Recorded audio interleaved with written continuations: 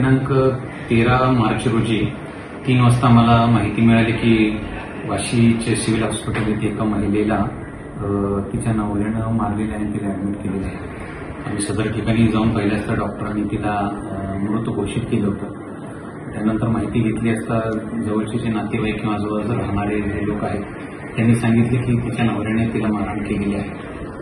अशी माहिती मिळाल्यानंतर तत्काळ आम्ही तिचा जो नवरा होता अजय कुमार यादव वय वर्ष 40 वर्ष त्याला लागलीच आमच्या डीबी पथकाच्या मदतीने ताब्यात घेतलं आणि त्याच्याकडून अशी माहिती आम्हाला मिळाली की हा जो अजय कुमार यादव आहे मूळचा यूपीचा राहणारा या ठिकाणी ड्रायव्हर म्हणून काम करतो आणि ही जी महिला आहे ही 45 वर्षाची आहे, मूळची राहणारी पश्चिम बंगालची आहे.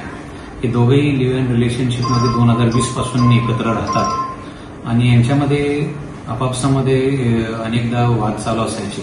त्या वादामधूनच काल सकाळी त्यांच्यामध्ये 10:30-11 वाजता भांडण झालं. त्या भांडणामध्ये यांनी तिचा गळा ओढून तिला मारल्याचं निष्पन्न झालं. दोघांचीही फॅमिली, त्या ड्रायव्हर आहे त्याची यूपीला आहे फॅमिली आणि ती जी महिला आहे तिची पश्चिम बंगालमध्ये फॅमिली आहे.